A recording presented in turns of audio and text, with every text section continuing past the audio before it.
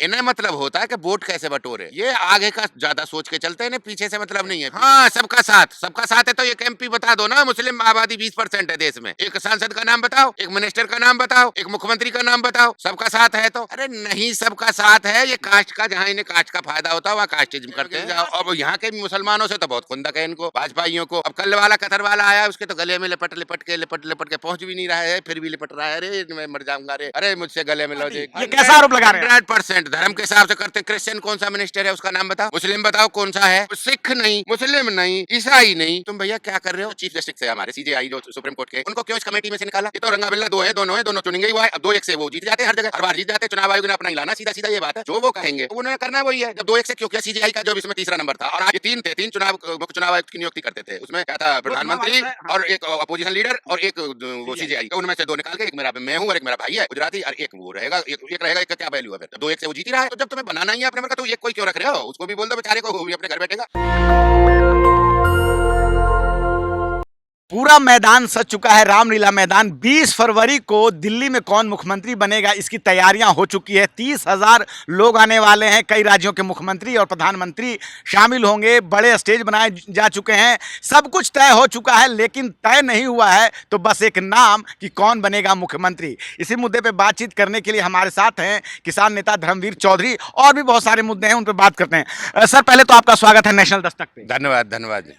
Sir, क्या कहना चाहेंगे, जिस प्रकार से दिल्ली का चुनाव हुआ और उसके बाद से यमुना की सफाई शुरू हो गई है, और अभी तक नाम तय नहीं हुआ है लेकिन सब कुछ तय हो गया, जगह तय हो गई है, कैसे प्रोग्राम हुआ, कौन कौन से लोग आएंगे, क्या कहना चाहेंगे इस विषय पे? नहीं, अब देश खुद ही देख ले कि अगर रात रात में मशीन बन गई है। अब कोई मशीन ऐसी है जो रात रात में, जो उसकी कंपनी कोई बनाती हो, रात रात में मशीन आ जाए और आके इसमें डल जाएंगे यमुना में। 3 मशीन थी, ये पहले से ही थी। इसकी अप्रूवल अब ये प्रूव हो गया है कि केजरीवाल जी को अप्रूवल नहीं दे रहे थे एलजी साहब। अब एलजी साहब का देखो जानबूझ के है ना, तुमका 8 तारीख को वो हुआ है, तुमने 9 या 10 में उसमें गंगा, इसमें यमुना में वो छोड़ दिए स्टीमर टाइप की, जो वो है मशीन जो साफ करने वाली है, जो डिसिल्टिंग करेंगी और उसके बाद में जो गार्बेज है उसको भी उठाएंगी। तो इसका मतलब इनको ये जानबूझ के यमुना साफ, आज न्यूज चैनल पर भी सब पे यही चल रहा है। इसका मकसद तुम जानबूझ के रोक रहे थे सफाई को, गंगा इसको, यमुना की को। और यमुना साफ नहीं होगी तो ये तो पाप तुम कमा रहे थे, जबकि ना कि वो कमा रही थी मुख्यमंत्री। पता है उसने क्या बोला था? एलजी साहब ने ये बोला था कि आप हारे हो, जो वो उसके शराब से हारे हो, यमुना जी के थे। तो अब कौन, ये शराब आपको लगना चाहिए ना सारा, क्योंकि आपने परमिशन उसको दी ही नहीं, और वो सही कह रहा था और इसी वजह से वो हारे। देखो, इनका जानबूझ के प्रोपेगेंडा था। इन्होंने रोड के एस्टीमेट थे, 1-1 साल से पड़े हुए, कोई रोड के एस्टीमेट सैंक्शन नहीं होने दिए, ना पीडब्ल्यूडी के होने दिए, और कमिश्नर और ऐसे एमसीडी के कमिश्नर वो ऐसे ऊपर ले जाके बैठा दिए कि जिन्होंने जानबूझ के डिले किए प्रोजेक्ट को, और कुछ ना कुछ ऑब्जेक्शन लगा के, कुछ ना कुछ उसमें वो लगा के उसको वापस करते रहे। और इसी वजह से रोड के जितने भी प्रोजेक्ट थे सब डिले हो गए, और जानबूझ के उसको किया गया, हरास किया गया। वो सही कह रहा था केजरीवाल। अच्छा, आम आदमी पार्टी की पूर्व जो मुख्यमंत्री हैं दिल्ली के आतिशी, वो कह रहे हैं कि इनके पास कोई सीएम नहीं है। पहले ही वो कहते रहते थे, 10 दिन हो गए, अभी तक नाम की घोषणा नहीं हुई है। कई लोगों के नाम की चर्चाएं चल रही है, क्या लग रहा है? और इतना सारा इंतजाम हो रहा है रामलीला मैदान के लिए, लेकिन अभी तक नाम नहीं बता पा रहे हैं ये लोग। देखो, ये रंगा बिल्ला, ये कोई जो भी इलेक्शन होता है ना, किसी भी स्टेट का हो, ये तो आगे का देख के चलते हैं। इन्हें केंद्र में जो फायदा देगा ये तो उसके हिसाब से चलते हैं। इन्हें कोई उससे मतलब नहीं है, क्वालिफाइड से या जिसका जो बेसिकली जिसको होना चाहिए मुख्यमंत्री, उससे मतलब नहीं है इन्हें। इन्हें मतलब होता है कि वोट कैसे बटोरे, क्या आदमी क्या बोलेगा, इन पर जब तो डिसाइड नहीं होकर दे रहा है। ये आगे का ज्यादा सोच के चलते हैं, इन्हें पीछे से मतलब नहीं है। पीछे जो वादे कर दिए।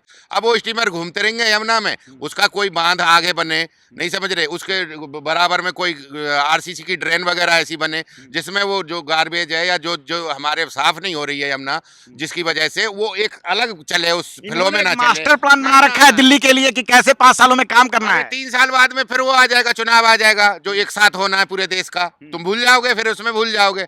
जब लोकसभा और विधानसभा जिसको ये ला रहे हैं प्रपोजल को, 3-4 साल बाद में वो आ जाएगा। कंडीशन ही ऐसी देते हैं जो अपना वो रखते हैं। आज से पहले इन्होंने उसका भी तो, किसान का भी आय दोगुनी करी थी, हमारे किसानों को भी बरगलाया था। लगातार 6 साल से, मतलब 6 बार इन्होंने चुनाव हो लिए, 10 साल से 12 साल से वोट लिए जा रहे हैं। हो गया कि किसान की आय दोगुनी हो गई? वो तो आधी भी नहीं रही। अब वहाँ किसान पड़ा है, बॉर्डर पे पड़ा है, आप देख रहे हो, उनको भी बरगला के आए थे। बॉर्डर पे किसान पड़ा है, 1 साल से जा ही नहीं रहा, कोई मिलने ही नहीं जा रहा।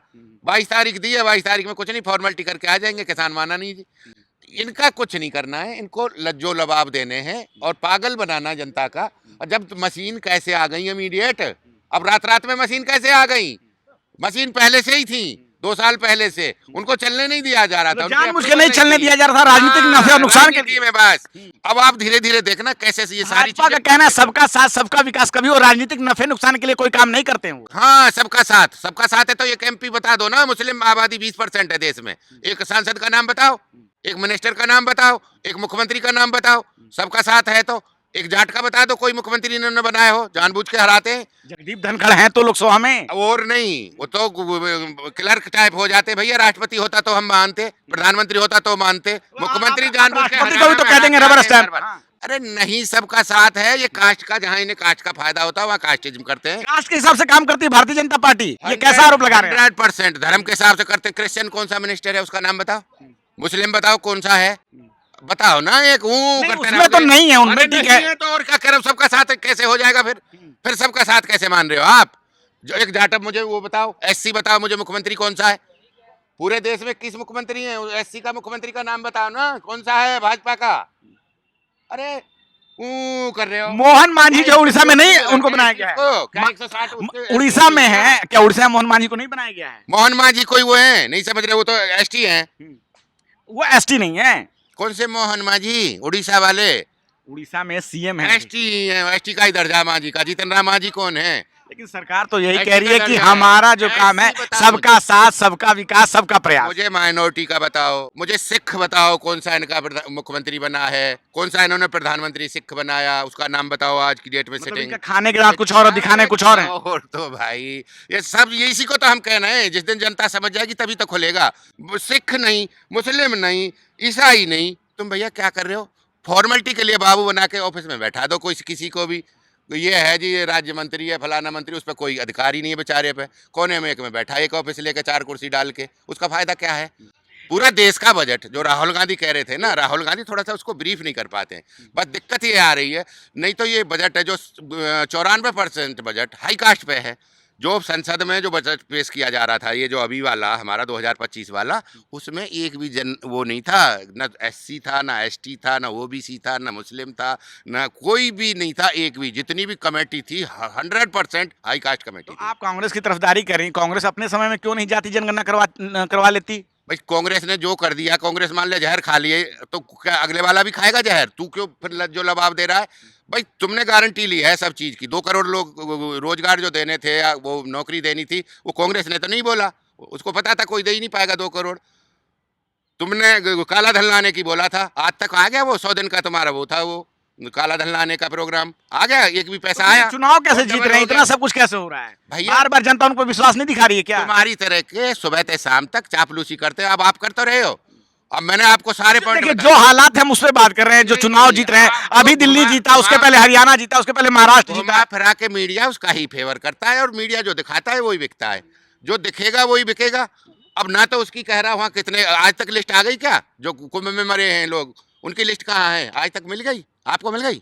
रजिस्ट्रेशन थोड़ी ना हो रहा किसी का। अरे रजिस्ट्रेशन तो नहीं हो रहा, 36 नंबर पड़े हुए हैं, सबको जो भी जाता है, चाहे उसका 100वां नंबर है तो उसको भी 35 नंबर। 50 करोड़ लोग नहा चुके हैं, आस्था के महापर्व पे आप जो है प्रश्न उठाएंगे। भाई साहब रो रहे हैं, सुबह 4 बजे के चलते शाम के 4 बजे तक भी रेलवे स्टेशन पे नहीं पहुंच पा रहे हो। ऐसे ही ऐसे घुमाए जा रहे हैं, ऐसे ऐसे क्यों बुलाए हैं वो नौता देके? आप पे जब इंतजाम नहीं था, 10,000 करोड़ कहाँ फेंक दिए? 10,000 करोड़ रुपए ही नहीं होते क्या?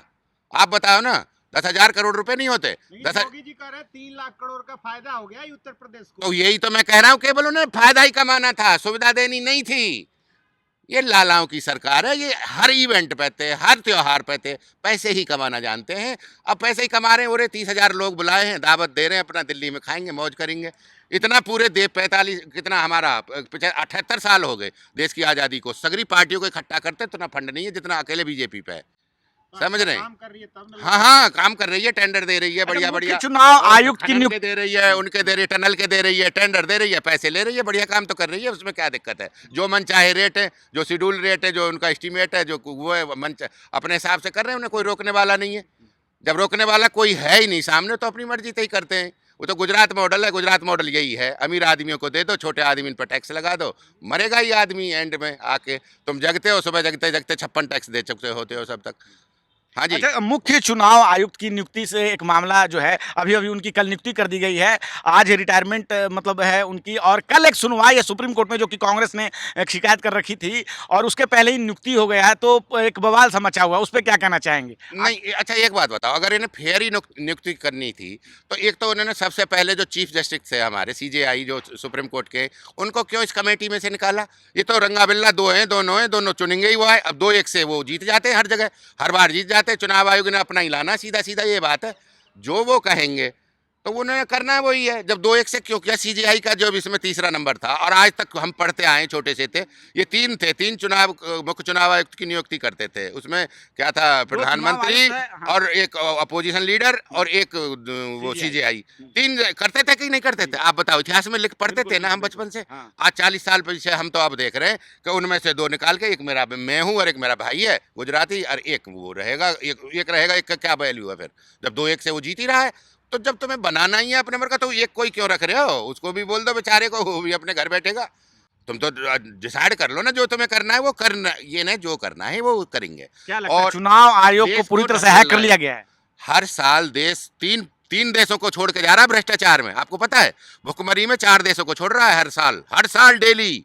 मतलब हर उस पर आता है, जब रिपोर्ट आती है ट्रांसपेरी उसकी भ्रष्टाचार सूचकांक इंटरनेशनल की, हाँ। ट्रांसपेरेंट जो ट्रांसपेरेंस एक इंटरनेशनल संस्था है, जी। वो भारत की सभी चीज़ों पे, भुखमरी पे, इस पे बेरोजगारी पे, और इस पे क्या नाम है हमारे हंगर भ्रष्टाचार स्ट्राइक पे, आती है, हाँ, हंगर स्ट्राइक हाँ। पे, हर साल 3 से 4 देशों को कूदता जा रहा है। आज पता है भूटान से भी पीछे हैं हम भ्रष्टाचार में। हमारे यहाँ भूटान से ज़्यादा भ्रष्टाचार है, नेपाल से ज़्यादा भ्रष्टाचार है, पाकिस्तान मुझसे 3-4 देश और बचे हुए हैं, अगले साल में पाकिस्तान से ऊपर पहुँच जाएगा। आप क्या सोचते हो? लेकिन समर्थक तो कह रहे हैं कि डंका बज रहा है, किस प्रकार से अमेरिका में उनकी आवभगत होती है। अभी उनके लिए जो डोनाल्ड ट्रंप ने डायरी में लिखा था कि पीएम ग्रेट है, तो ये सब लगातार वो मीडिया दिखाता है। अब वो नहीं बताया, वो दूसरे वाला ब्रिटेन के ने हाथ भी नहीं मिलाया। और एक बात बताओ, कोई भी आएगा, आप मेरे घर में कोई भी आएगा, चाहे कितना भी गरीब से गरीब आदमी आओ या बाहर का कोई भी मेरे पास आएगा, तो मैं उसको बोलूंगा ना, भाई बैठो, आओ आप सीट पे बैठो। नहीं समझ रहे? तो ये कोई इतना बड़ा हो गया कि गले में लिपटना, ये करना, वो जानबूझ के तुम किसी के गले में गिर जाओ। अब यहाँ के भी मुसलमानों से तो बहुत खुंदक है इनको, भाजपाइयों को। अब कल वाला कतर वाला आया, उसके तो गले में लिपट के पहुँच भी नहीं रहा है, फिर भी लिपट रहा है। अरे मैं मर जाऊंगा, अरे मुझसे गले में लो, गले में लो, दिख रहा है? अरे भैया, इनका खाने का कुछ है, दिखाने का कुछ है। ये देश इन्होंने उस पटरी पे चढ़ा दिया है। ये देश वो पटरी, अंधी पटरी है, जाके कहीं ना कहीं लगनी है वो। और ज़्यादा दिन की बात नहीं, अगले 5 साल में। क्योंकि देखो 50 करोड़ 60 करोड़ लोगों पे तो कुछ है नहीं, साइकिल भी नाम नहीं है। वो जो बीच वाला 50-60 करोड़ है, उसी पे तो टैक्स लेंगे, उसी पे तो सारी संस्था चलाएंगे, उसी पे इनकम टैक्स लेंगे, उसी पे जीएसटी लेंगे, वही रोड टैक्स देगा, वही टोल टैक्स देगा, वही पार्किंग टैक्स देगा, वही हाउस टैक्स देगा। ये सारे टैक्स, वही पानी पे टैक्स देगा, वही बिजली पे देगा, वही सब चीज पे आपने देगा। बजट नहीं देखा क्या कि बजट में किस प्रकार से छूट दी गई है मध्य वर्ग को? 12 लाख की जो इनकम है उसको कर मुक्त कर दिया गया है। आपकी इनकम कितनी है? 12 लाख में वो गवर्नमेंट एम्प्लॉई हैं जो सुबह से शाम तक भ्रष्टाचार करते हैं, जिनकी जो ये स्केल में आ रहा है ना, 12 लाख में आता है इंस्पेक्टर, तहसीलदार, पटवारी, एसडीएम, समझ रहे हो, इंजीनियर, वो आते हैं 12 लाख जिनकी सैलरी है। वो तो पहले उनके तो हटा लो, उन पे 1 लाख रुपए तक क्या फर्क पड़ रहा है?